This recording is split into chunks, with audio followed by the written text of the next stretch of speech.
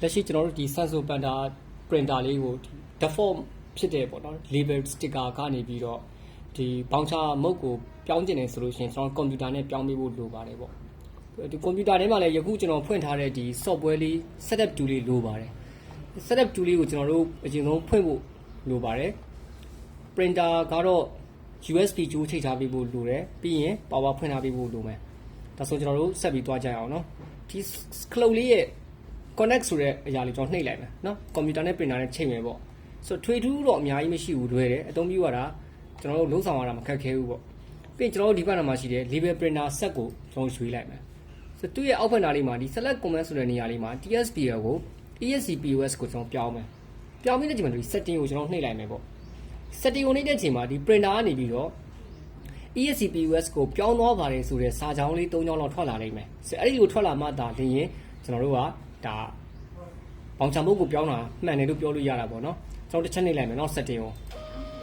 ဒါဆိုကျွန်တော်စာ၃ကြောင်းထွက်လာပြီဘာတပါလဲဆိုလို့ရှိရင် ESC mode ကိုပြောင်းပြီးသွားပြီဆိုတဲ့သဘောကိုပြောချင်တာပါကျွန်တော်တို့ဒီ cloud လေးတွေပြီးသွားပြီဆိုလို့ရှိရင် printer ကိုကျွန်တော် disconnect ပေးလိုက်မယ်ကြိုးဖြုတ်မယ်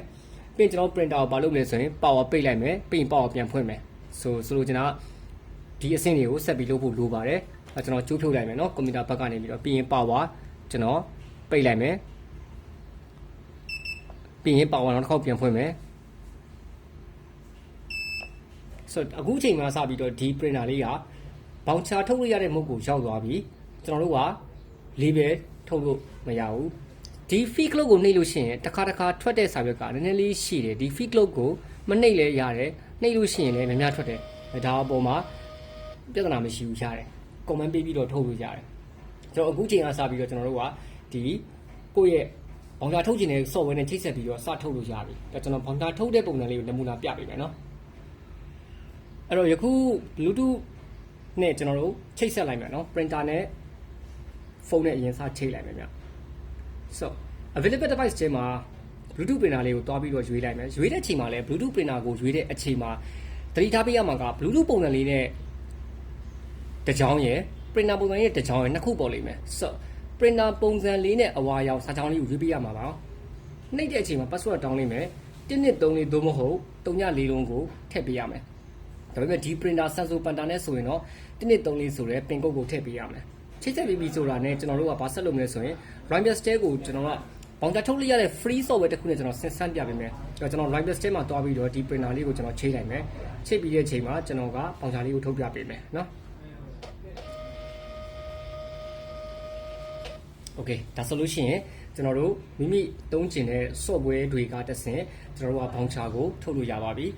အလားတူပဲ label mode ကိုပြန်ပြောင်းကျင်တယ်ဆိုလို့ရှိရင်ကျွန်တော်အခုပြထားတဲ့ tools လေးကိုပဲအသုံးပြုပြီးတော့ကျွန်တော်တို့ကဒီနေရာလေးမှာ select command ဆိုတဲ့နေရာလေးမှာ ESCPOS အစား TSPL ဆိုတဲ့ mode ကိုတစ်ချက်နှိပ်ပြီးတော့ setting လေးကိုပြန်ပြောင်းပေးရမှာဖြစ်ပါတယ် sorry ဒါကကျွန်တော်က printer ကို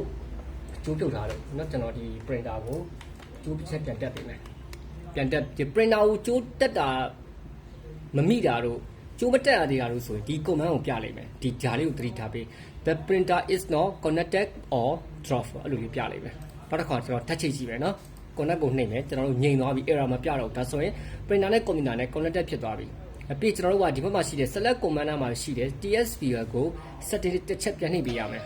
ဟောဒါဆိုလို့ရှိရင်အခုချိန်ကစပြီးဒီ printer လေးက label mode ကိုပြန်ပြောင်းသွားပါပြီဟုတ်ကဲ့ကျေးဇူးတင်ပါတယ်